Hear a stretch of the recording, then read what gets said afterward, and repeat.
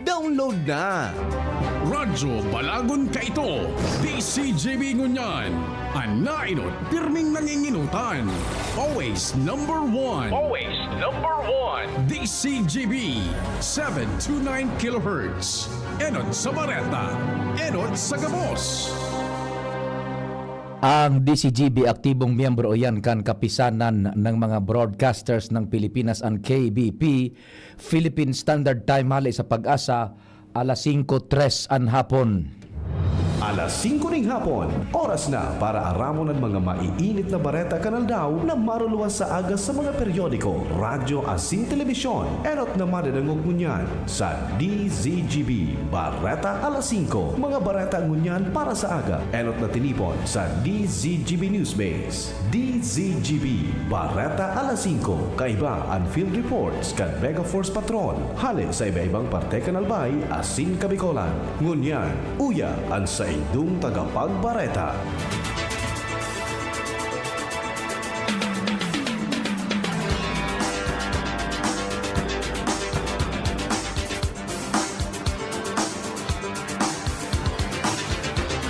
Maray na hapon sa pangarang kan news base asin kan Mega Force Patrol.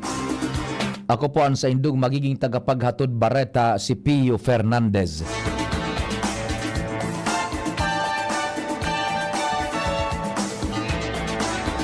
Ngunyan sa detalyes ka na mga bareta, nasa paghanda ngunyan si Presidente Ferdinand Marcos Jr. sa nakatalaan na primerong full cabinet meeting sa aga para sa taon 2025. Dahilan digdi wara mo nanin public engagement ang Presidente ngunyan aldaw.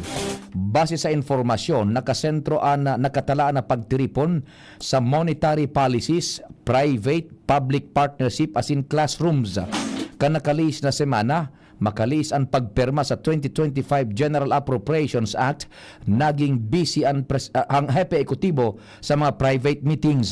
Enot nang sinabi ni PZO Acting Secretary Cesar Chavez na ang first full cabinet meeting sa aga para sa taon 2025 ang manungod sa legacy projects kan Marcos Jr. Administration.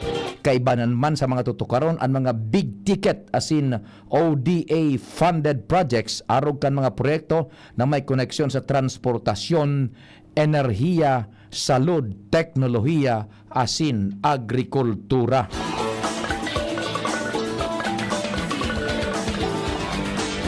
Sa katakod pang bareta, mga isyong pang-ekonomiya, infrastruktura asin pagpakaray kan edukasyon ang mga panginot da agenda sa primerong meeting kan napanginutan ni Presidente Ferdinand Marcos Jr. sa agang Martes.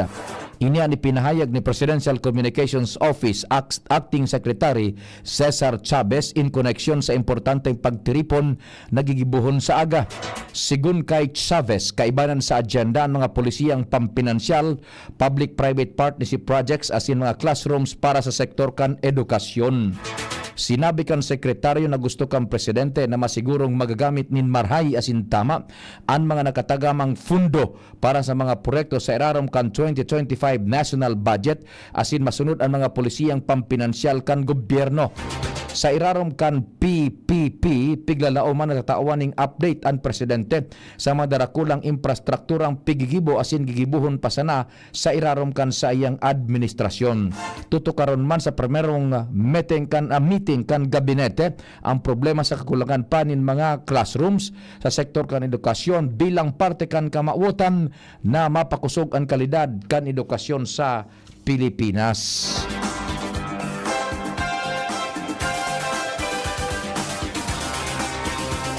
Mientras tanto habo ng patulan kan Malacanang ang patutsada kan dating abogado kan Palasyo sa irarom kan Duterte administration katakod kan pagtangkas kay Vice Presidente Sara Duterte sa National Security Council. Sigun sa Presidential Communications Office, dai mapaluwas nin pahayag ang Malacanang katakod sa sinabi ni abogado Salvador Panelo na ill-advised ang naging lakdang para iatsapwera ang Vice Presidente. Inapod ni Panelo na maati na politika ang lakdang kang palasyo. Ipinaluwas kan Malacañang kanakalis na semana ang orden ekutibo numerado 81 kung saan pigreorganisar kang presidente ang komposisyon kang National Security Council asin daidi di kasabay si Vice Presidente Sara Duterte asin ang mga buhay na dating presidente kan Pilipinas.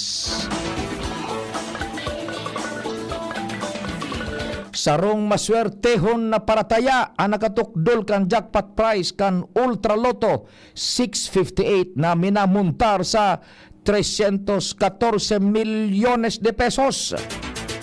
Ang eksaktong kantidad kan Ultra Lotto 658 uminabot sa 314 milyon 591,292 pesos .80 sentimos. Maswerte kaining nakuha ang winning combination na 36, 46, 19, 23, 27, mantang ang Super Lotto jackpot naman na 15 milyones de pesos sobra, anday pa man giraray nin nakakatama. Mientras tanto sa iba pang bareta, mapuon ng ngunya na aldaw, Enero 6, ang Commission on Election sa pag-imprenta kan mga balota na gagamiton kan 74 milyones na butante para sa 2025 midterm elections. Sa bodega kan COMELEC sa Binyan City, Laguna, gigibuhon ang pag-imprenta na madura ning 77 dias. Sigun kay COMELEC Chair George Erwin Garcia, target din ang matapos ang pag-imprenta sagkod Abril 14 kaining taon bago ini ipadala sa mga probinsyas asin mga embahadas. Kasuhapon ipinasirip kan komisyon sa mga election watchdog pati sa media ang ballot face na gagamiton sa 2025 midterm elections. Nakabugtak duman ang pangaran kan finalist kan mga kandidato mantang daiman isinabay ang mga na disqualify.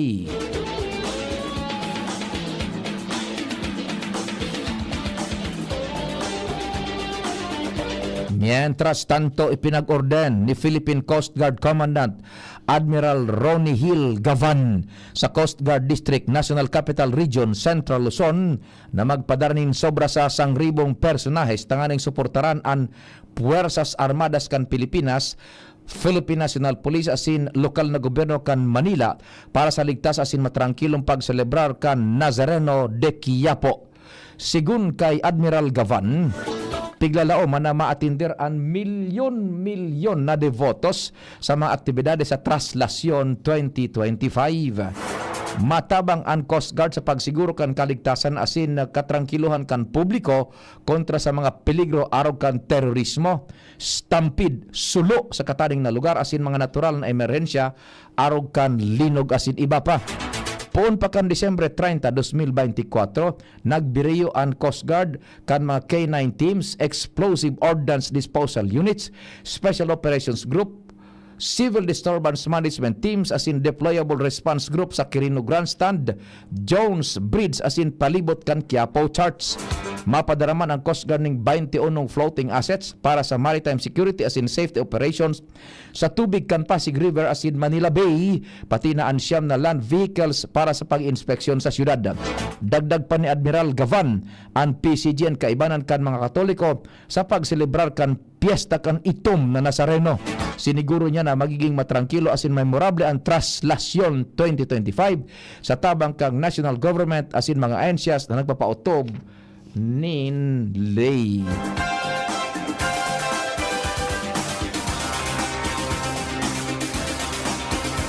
Mientras tanto, hinagad ni PNP Chief Police General Romel Francisco Marbil sa mga kapulisan na protehiran ang dignidad kan sa indang lado lalo sa nagraraning midterm elections.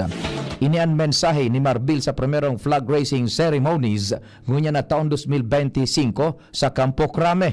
Sigun kay Marbil, agyat sa PNP ang gigibuhon na pagbantay sa seguridad kang nasyonal asin lokal na eleksyon sa Mayo 2025 o kaining taon.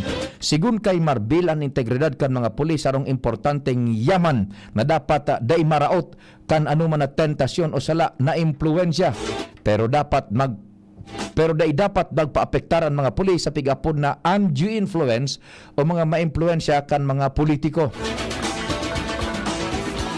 Inumaw man ni Barbil ang dedikasyon kan mga pulis asin pig enganyar na magkasararo tanganing mamantinir ang tiwala asin respeto kan mga namamanwaan. Sa iba pang bareta, sobra sa 3 milyones katawo na ang nag-agi sa Parañaque Integrated Terminal Exchange o kaya PITEX. Sigun kay Colin Calbasa, ang Corporate Communications Officer kan PITEX, kadaklan sa nasabing numero, ang mga paseros na nagbakasyon sa manlaylay na lugar kan holiday season. Piglalauman kan PITEX ang pagduso kan mga paseros sa kurnunya na aldaw na posibleng umabot sa 170,000 pa itaas. Mantinidong nakabantay man ang kapulisan sa terminal, tanganing siguron ang katrangkuloan asing kaligtasan kan publiko. Babeltan detalyes kan mga bareta, pakalis ka nagkapirang pagirumdum. Kung ikaw ay edad 50 pataas katulad ko, may mataas na ang risk ng panlalabo ng paningin. Mas challenging ang pang-araw-araw na gawain tulad ng pagbabasa, pagsusulat, at pagmamaneho. Ang Optin ay may lutin na maaari makatulong sa kalusugan ng mata, nilalabanan ang epekto ng glaucoma, macular degeneration at katarata. Kitang-kita ang kalusugan. Mabibili ang Optin sa mga pangunahing butika nationwide. Mahalagang paalaala, ang Optin ay hindi gamot at hindi dapat gamitin panggamot sa anumang uri ng sakit. Ang bagong Biogesic for Kids na inakaipuhan ni Shake. Syrup formula na para kung may kalentura ang aki. Uwasagan, inumagan! New Biogesic for Kids. Mas pinagaling, magpagaling versus previous formulation. Unilab yan. Paracetamol is the generic name of Biogesic. If symptoms persist, consult your doctor. Biogesic for Kids. Now in syrup formula. Di na kailangang i-shake. Kaya buhos agad, inom agad. Pre, makinig ka muna. Payong kaibigan lang ha.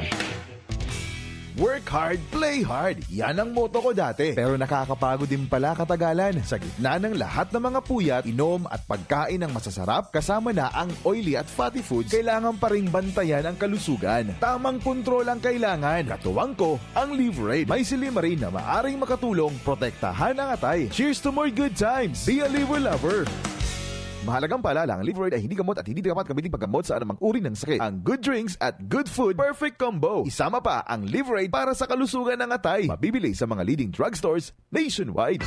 Realize true comfort and relaxation at Dorotea Resort and Spa, a perfect venue for family outings, couple retreats, and various functions such as weddings, birthday parties, corporate seminars, and conferences. Dorotea Resort and Spa. We have backpackers rooms, standard rooms, deluxe, suite, and a penthouse. Also, relax and rejuvenate with our spas and invigorating treatments, services, and facilities. Dorotea Resort and Spa, Kahugutan, Bakakay, Albay. For reservation, contact us at 0917-777-5734. Find us on Facebook, Dorotea Resort and Spa. Relax, rejuvenate, and enjoy. Only here at Dorotea Resort and Spa.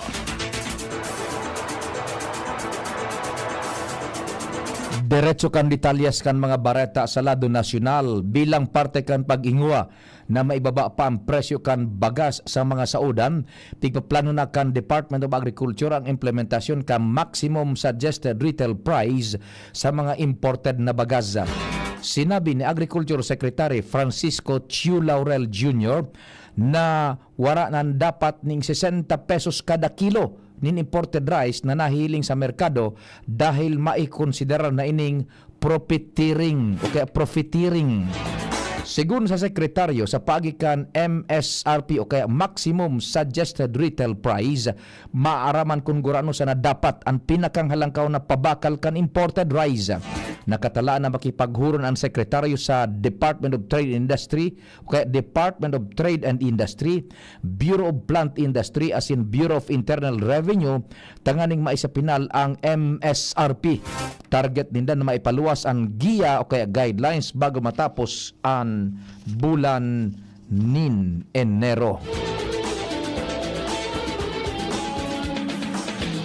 Mientras tanto, handang magtabang ang Department of Agriculture sa mga paraoma na apektado kan pag-uuran darakan shearline, ITZZ, asin kan amihan. Sigun sa pinakaultimong assessment kan departamento, maabot sa halos 15,000 o kaya maabot sa halos 15 milyones de pesos ang kantidad kan danyo sa mga paruyan, maisan, high value crops as in farm structures sa Western Visayas as in Soc-Sargen. Kapareho ininin halos sa 140 metriko tonelada as in halos 1,000 ektarya nin agricultural areas. Kasabay naman sa mga apektado ang halos 2,000 na paraoma. Nakikipag-coordinar naman ang Department of Agriculture sa mga regional offices kaini para sa intervention sa mga apektado.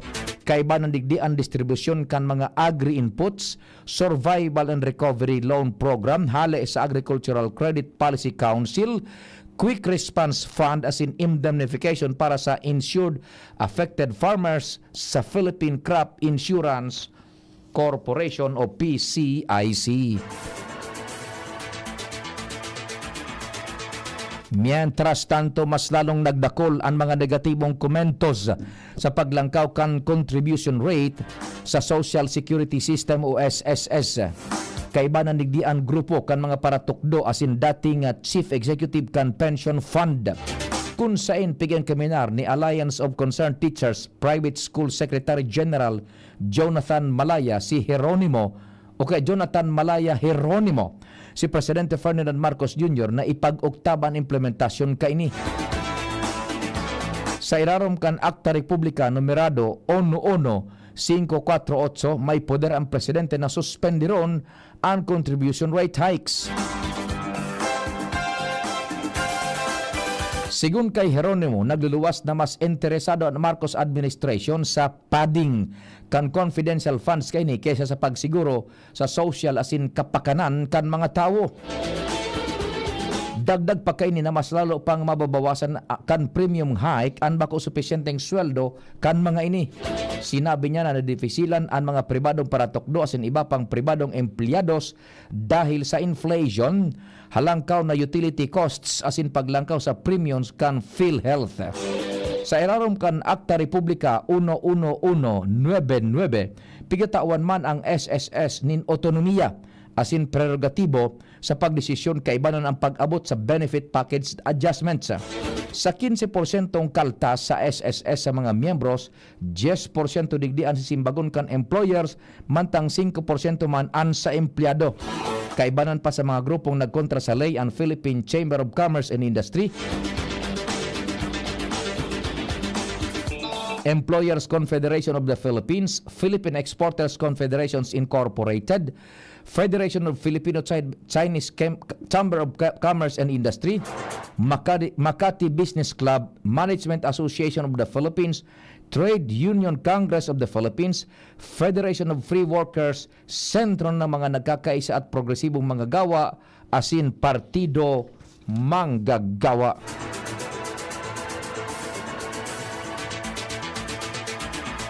Mientras tanto, nag-apilar si Senador Bongo sa concerned government agencies na siguruhon ang 24/7 availability para aksyonan ang mga pangangaipo kan OFW asin kan sa indang pamilya sa panahon kan krisis.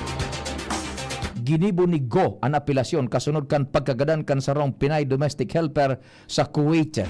Sinabi ni Go na makulog ininin maray para sa pamilya kan mga kapwa Pilipino, kaya dapat na pirming handa ang mga ensyas na magtabang sa mga siring na sitwasyon asin sinda pwedeng pabayaan. Sigun kay Go ang kadifisilan na masiparar sa pamilya asin mag-abroad para sa natauanin magayon na futuran sa indang mga aki asin mas difficile para kapag may tradyang siring na nangyayari.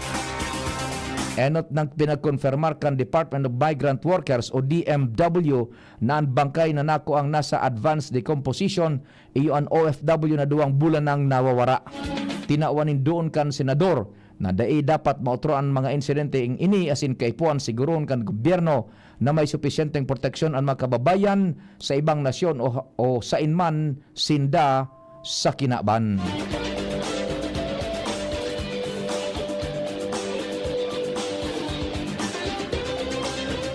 Mientras tanto, naglansar ning investigasyon ang gobyerno probinsyal kan Bohol, may kinaraman sa saro pang pangraraot na nadiskubre sa sarong coral reef sa barangay Tangnan sa Panglao. Sinabi ni Bohol Governor Erico Aristotle Aumentado na ang mga bahura na parte ka na napailing dive site iyuan rinaot kan mga divers na nagtitimak sa mga bahura. Nangako man si Aumentado na magibo ning legal na aksyon kontra sa mga nasa likod nin pangnaraot kan mga coral reefs. Ang mga dive site sa Panglao iyon parte kan Panglao Island Protected Seascape as in protektado kan Expanded National Integrated Protected Area System o NIPAS.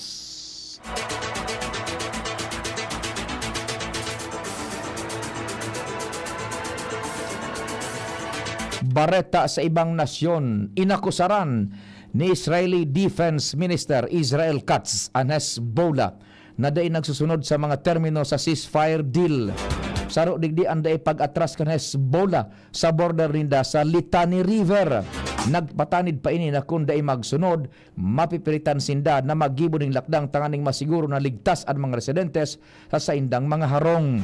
Nakapalaman sa ceasefire na dapat ang mga soldados kan Israel an mahali sa Lebanon pag-abot kan Enero 26. Matatandaan man na kanakalis na taon, nagkasundo ang Hezbollah sin Israel nin peace talks. Ultimong detalyes kan Bareta, salado kan Karawat, nahadit sigilas Pilipinas head coach Tim Cone sa leg injury ni Kai Soto. Nako ani an injury ni Soto sa kawat sa 2024-2025 season kan Japan Basketball League. Dahil sa wara pa ininin kasiguruhan kung makakabalik sa pagkawat si Soto, bukas pa ang opsyon kaini sa iba pang mga parakawata. Nagkapira sa pinagpipilian niya sinda Japet Aguilar asin Mason Amos.